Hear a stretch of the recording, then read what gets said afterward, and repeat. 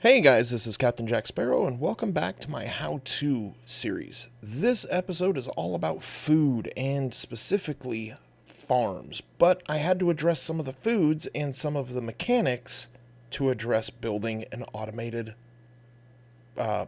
farm.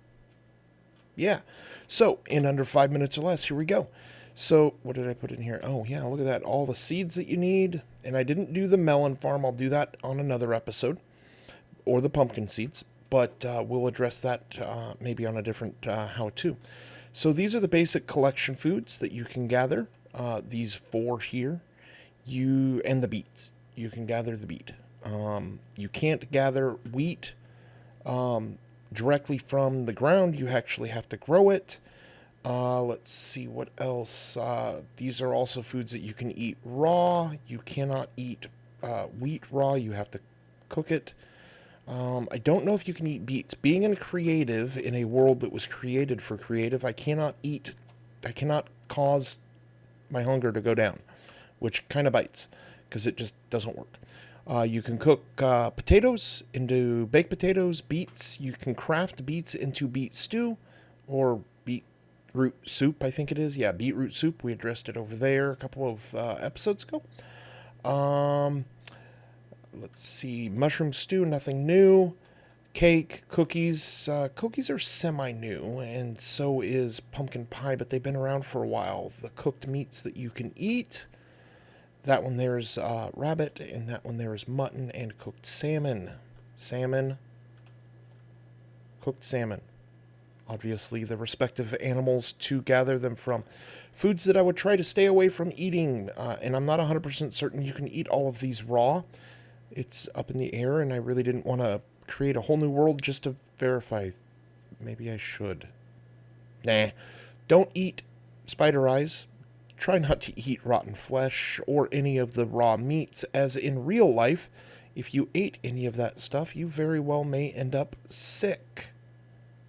Yeah, so one of the mechanics, actually two of the mechanics that you will need to know to make an automated farm like so, is two things. How far water travels, and then falls, and then travels, and then falls. So counting this block right here, 1, 2, 3, 4, 5, 6, I believe it's 6. 1, 2, 3, 4, 5, 6, 7. I don't know, 6 or 7. I think it's 7. But for this first one, because it's a source block, that's one that counts. So 7 blocks, it drops on the 8th, if I remember correctly. And look at there, there's our beetroots, which are awesome. We got some potatoes in there and some carrots. Anyways, the next mechanic that you need to understand is how far redstone will travel without a repeater. And that would be 15 blocks measured here. With the redstone lamp turned on to this block is 15 blocks. If we were to take this redstone repeater and place it there, look at there, 15 blocks, okay? Hopefully that makes sense. And then the last mechanic, which I just realized changed in one of the 1.9 patches, is... Actually, there's two mechanics here. Water saturates soil 4 blocks in every direction of a source block. And then the mechanic that changed is kind of weird. If I was to take this, obviously this would be saturated soil. But watch this. 1 hit with a hoe. 2 hits with a hoe. I don't know when they implemented this, as I still play modded in 1.7 and 6. So, can I do that? Nope, it won't let me. So, I'm not 100% certain when they changed that. Now that you understand that, take a look at this. This is pretty much the layout. Redstone with repeaters and pistons. And over here, I kind of just decorated it a little bit. I thought that would be a good touch.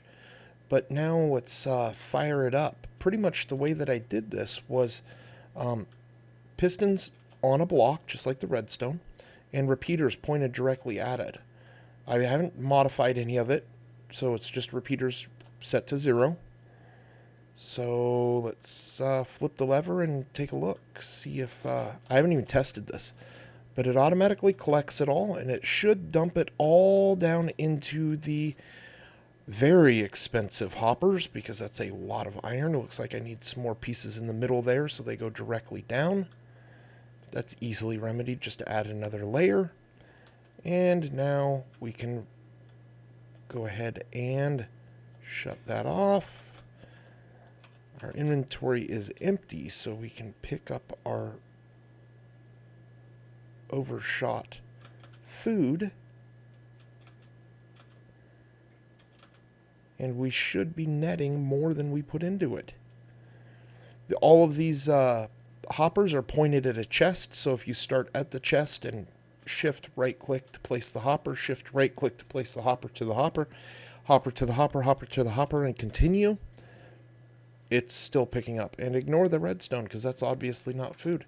So in these, we should still be trickling down. Why are we... Oh, because they're all full. So it takes a minute or two, but you get it. We got a lot more than we put into this, and all of the soil is still fertile. Now, one of the other things that you have to understand is I went ahead and did this 4x4, and then I did a smaller because I don't tend to eat that much food. But anyway, you can make them multiple sizes. Just remember the repeater mechanic that I told you about. And I need to learn to breathe. And with that said, guys, this is Farming 1.2. I'll catch you in the next episode.